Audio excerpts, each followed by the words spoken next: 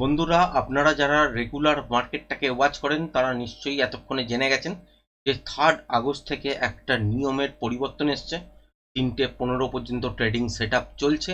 তারপর 10 মিনিটের বিরতির পর লাস্ট যে 5 মিনিট 3:25 থেকে 3:30 এখানে কিন্তু সেটেলমেন্ট ক্যান্ডেল তৈরি হচ্ছে। আমরা পরপর যদি দেখি 3 আগস্ট থেকে প্রথম দেখেছি, আর 4 আগস্টও দেখেছি, যদিও 4 আগস্টের ভিডিও আজকের জন্য যেটা বানানোর কথা সেটা বানাতে পারিনি কিছু ব্যক্তিগত কারণে। কিন্তু যদি 3 আগস্ট খেয়াল করে দেখেন, আপনাদের সাথে শেয়ার করেছিলাম যে বাজারের যে মুভটা আপনারা দেখতে পাচ্ছেন আপসাইডের দিকের জন্য গেছে, সেটা কিন্তু সাস্টেন করবে না। কেন করবে না? কারণ টেকনিক্যালি এই যে মুভমেন্টটা হয়েছে, এই মুভমেন্টটা কিন্তু টেকনিক্যালি সাপোর্ট করে না, তাই পুরো মুভটা কিন্তু ওয়াইপ আউট হয়ে যাওয়া উচিত। এবার চলুন চার্টের মধ্যে দেখি, দেখার চেষ্টা করি যে আগামী কালকের জন্য কিভাবে ইন্ট্রাডে ট্রেডিং সেটা প্ল্যান করা যেতে পারে। মোটামুটিভাবে বুঝতেই পারছেন এটা হচ্ছে 3 আগস্টের সেট আপ, যেখানে আমি এটা ড্র করে দেখিয়েছিলাম এবং আপনাদের সাথে শেয়ার করেছিলাম যে তলার দিকেই মুভমেন্ট হওয়া উচিত। তারপরেও 4 আগস্টের দিন দেখতে পেয়েছেন তলার দিকে মুভমেন্ট হয়েছে, তো আলটিমেট আবারও সেটেলমেন্টের সময় উপরের দিকের জন্য। আজকের দিনে যদি খেয়াল করে দেখেন তাহলে হচ্ছে গ্যাপ আপের সঙ্গে খুলেছে, তলার দিকের জন্য ডিপ নিয়েছে, উপরের দিকে গেছে, একটা প্যাটার্নের ফর্মেশন করেছে, তারপর এখান থেকে তলার দিকের জন্য মুভমেন্ট। যারা যারা আজকের দিনে ট্রেডিং সেট আপটা সুন্দর প্যাটার্ন ওয়াইজ করতে শিখেছেন এবং টেকনিক্যালি করেছেন, তারা কিন্তু খুব সুন্দর একটা শর্টের পজিশন আজকের দিনে পেয়েছেন। যাই হোক, তো এখান থেকে আপসাইডের দিকের জন্য বাজার ঘুরেছে। আবারও আজকের দিনে কি দেখা গেছে, 10 মিনিটের 3:15 পর 10 মিনিটের ব্রেক, তারপরে কিন্তু 5 মিনিট এই সেটেলমেন্ট সময় নিয়েছে। এই মুভটা কি আরো কন্টিনিউ হতে পারে? বেশি দূর পর্যন্ত হতে পারে না বন্ধুরা। এটা খুব জোর কত দূর পর্যন্ত হতে পারে সেটা আপনাদের সাথে শেয়ার করার চেষ্টা করছি। ফার্স্ট হচ্ছে যে ওপরের দিকে দেখতে পাচ্ছেন ঠিক নিশ্চয়ই এইখানটাতে এই একটা জোন, এই জোনটার মধ্যে একটা টার্গেট হতে পারে, মানে কালকের দিনে গ্যাপ আপের সঙ্গে এইসব জায়গায় দেখতে পারেন এবং তারপর এখান থেকে তলার দিকের জন্য মুভ করতে দেখতে পারেন। বা যদি কি হয় যে এই গ্যাপ আপই করলো কিন্তু এই রেঞ্জটাকে ব্রেক করে দিল, তাহলে কত দূর পর্যন্ত দেখতে পারেন, এই 24,781 পর্যন্ত আবারও ফিরে যেতে দেখতে পারেন। এবং এর উপরে কি যাওয়ার জায়গা আছে? হ্যাঁ, যদি ইন্টারডে ফ্রেশ প্রাইস অ্যাকশন অনুযায়ী কন্টিনিউশন প্যাটার্ন তৈরি হয় তবেই কিন্তু উপরের দিকের জন্য মুভমেন্ট করবে। আদারওয়াইজ যদি এই সব জায়গার কাছাকাছি পর্যন্ত যাওয়ার চেষ্টা করে কিন্তু বারবার ফেল্ড হয়, লুপ তৈরি করে, তাহলে এখান থেকে রিভার্সাল প্যাটার্ন তৈরি করার পর তলার দিকের জন্য মুভমেন্ট কিন্তু দেখতে পাবো।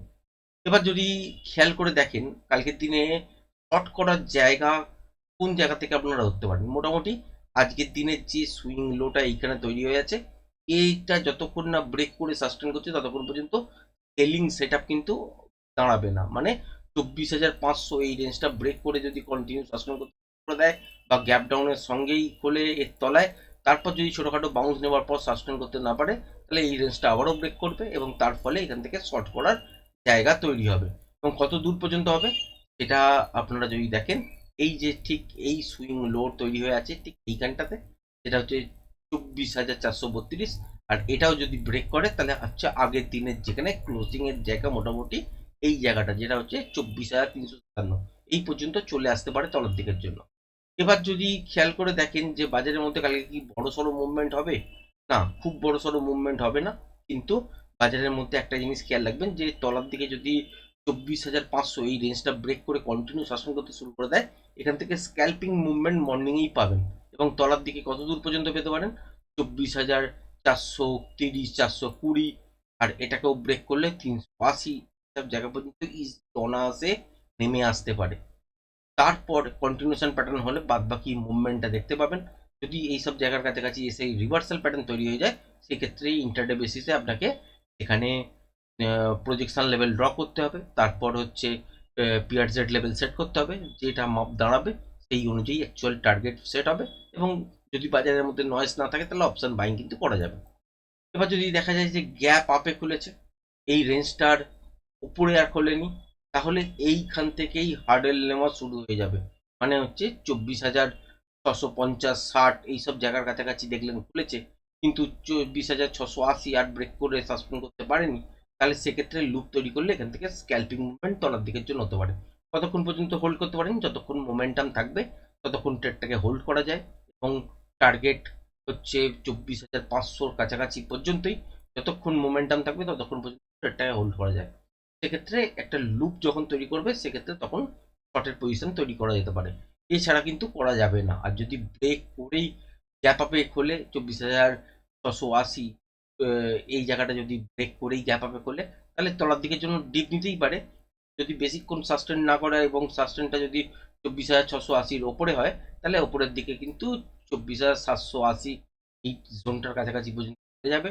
এরপরে ওপরের দিকে যেতে গেলে কন্টিনিউশন প্যাটার্ন তৈরি করতে হবে, আদারওয়াইজ রিভার্সাল প্যাটার্ন করলে এখান থেকে আবার তলার দিকের জন্য মুভমেন্ট দেখবে। এবার আমরা ব্যাঙ্ক নিফটি নিয়ে চর্চা করব এবং দেখার চেষ্টা করব যে আগামী কালকের জন্য কিভাবে ইন্ট্রাডে ট্রেডিং সেটআপ প্ল্যান করা যেতে পারে ব্যাঙ্ক নিফটিতে। ব্যাঙ্ক নিফটি তো একই সিচুয়েশন আপনাদের সাথে শেয়ার করেছিলাম, মনে করে দেখবেন ঠিক এই জায়গাগুলো আপনারা যদি খেয়াল করে দেখেন পরপর 3টে ভিডিওতে একই লাইন ড্র করা ছিল। কারণ এইখান থেকেই মোটামুটি বুঝতে পারছেন যে এই জায়গাটা এটা হচ্ছে সেটেলমেন্টের সময়, এবং সেটেলমেন্টের সময় কি হয় যে বাজারের মধ্যে যে মুভটা দেখা যায় সেই মুভটা কিন্তু অরিজিনাল মুভ নয়। এখানে অনেক রকম 3 রকম বায়ার বলুন সেলার বলুন অ্যাক্টিভেট হয়, যাদের যাদের স্টপ লসও যায়, কেউ কেউ নতুন পজিশন অ্যাডও করেন। এই রকম কিছু ভলিউম ক্রিয়েট হয়, সেই ভলিউমগুলোরই যোগফল এখানে কিন্তু দেখানো হচ্ছে। যাই হোক, তো এটা হচ্ছে পরবর্তীকালের বিষয়। যদি খেয়াল করে দেখেন বাজারের মধ্যে এখানে ব্যাঙ্ক নিফটির ক্ষেত্রে কি দেখা গেছে, প্রচন্ড ট্রিকি নয়েজ আজকের দিনে দেখা গেছে। যদি খেয়াল করে দেখেন যে উপরের দিকে যে ক্লোজিং আপনারা পেয়েছিলেন যেটা হচ্ছে আগের দিন, সেই ক্লোজিংটার মধ্যেই আজকে সারাদিন ঘোরাঘুরি করেছে ইন্টারনাল সুইং। এখানে নয়েজও বেশি ছিল, সেই জন্য ব্যাঙ্ক নিফটিতে আজকের দিনে ট্রেডিং সেট আপ ওপেন হয়তো করেছিলাম কিন্তু সামান্য কোয়ান্টিটি নিয়ে, এবং এই জায়গাটুকু নিয়েই ট্রেড করা গেছে যেটা হচ্ছে এইখান থেকে এত দূর, এর থেকে বেশি ট্রেডিং সেট আপ করা যায়নি। কালকে দিনের জন্য কিরম ধরনের ট্রেডিং সেট আপ পাওয়া যেতে পারে, এক হচ্ছে ইন্ট্রাডে সুইং লো ঠিক এই জায়গাটাতে আছে।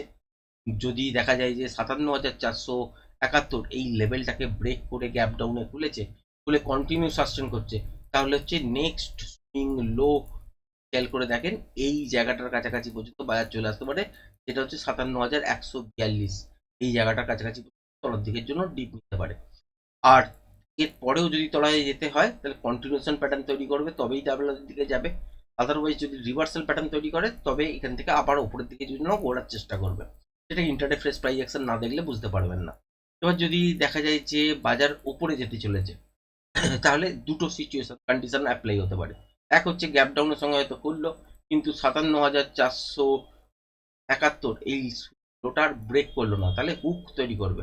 যখনই তৈরি করবে সেক্ষেত্রে ইন্ট্রাডে সুইং হাই ব্রেক করলে একটা বাইং সেট আপ আপসাইডের দিকে নিতে পারেন। সেই ক্ষেত্রে টার্গেট কত দূর পর্যন্ত থাকতে পারে, সেই ক্ষেত্রে টার্গেট আপনারা দেখতে পারেন ঠিক এই জায়গাটার কাছাকাছি পর্যন্ত, এই জোনটা পর্যন্ত টার্গেট রাখতে পারেন, এর থেকে বেশি কিন্তু নয়। যদি সিচুয়েশন হয় গ্যাপ ডাউনে খুলেছে 57,471 ব্রেক করেনি, তাহলে 57,900 920 পর্যন্ত আপসাইডের দিকের জন্য মুভমেন্ট স্ক্যাল্পিং আকারে পেয়ে যাবেন। এবার দেখলেন যে গ্যাপ আপেই খুলেছে এবং 57,920-র ওপরে গিয়েই বাজার খুলেছে, খোলার পর দেখলেন চলার দিকের জন্য ছোটখাটো ডিপ নিয়েছে।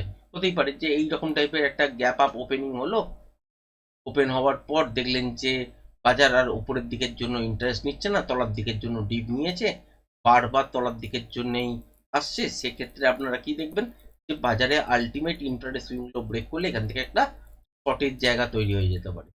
চান্সেস কি থাকবে, যদি কোনো কারণে দেখেন যে গ্যাপ আপ হয়েছে, হওয়ার পর উপরের দিকে গেছে, তলায় এসছে কিন্তু তলার দিকে বেশি সাস্টেন করেনি, সেক্ষেত্রে কি হবে যে আপসাইডের দিকের জন্য চান্সেস বেশি থাকবে বাউন্স করার, এবং সেক্ষেত্রে এই যে সুইং হাইটা দেখতে পাচ্ছেন যেটা হচ্ছে 58,240 এই জায়গাটার কাছাকাছি পর্যন্ত টার্গেট হয়ে যাবে, মানে 58,240 থেকে 58,250 এই জায়গাটার কাছাকাছি টার্গেট আপনারা কিন্তু দেখতে পাবেন, এটারই চান্স কিন্তু বেশি। আর যদি দেখা যায় যে গ্যাপ আপ হয়েছে কিন্তু এই রেঞ্জটাকে ব্রেক করতে পারেনি, তাহলে ইন্ট্রাডে সুইং লো সেক্ষেত্রে যখনই দেখবেন যে ব্রেক করছে এবং সাস্টেন করছে সব থেকে বেশি তলায়, এই রেঞ্জটার তলায়, তখনই কিন্তু এখান থেকে একটা শর্টের অ্যাটেম্প সুন্দর স্ক্যাল্পিং আকারে করা যেতে পারে।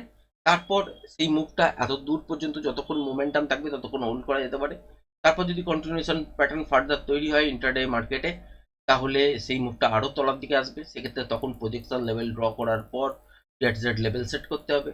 আর যদি রিভার্সাল প্যাটার্ন এখানে তৈরি হয়ে যায়, তাহলে এখান থেকে আপসাইডের দিকের জন্য ঘোরার চেষ্টা করতে হবে। সেই ক্ষেত্রে তো ইন্টারফেস প্রাইস অ্যাকশন দেখতে হবে, তারপর প্রজেকশন লেভেল ড্র করতে হবে রিভার্সাল প্যাটার্ন অনুযায়ী। তারপর হচ্ছে আহ, আপনাকে দেখতে হবে যে বাজারের মধ্যে নয়েজ আছে কিনা, সেই অনুযায়ী যে পিআরজেড লেভেল দাঁড়াবে সেটা টার্গেট অ্যাকচুয়ালি, এবং সেই অনুযায়ী ট্রেড করতে হবে।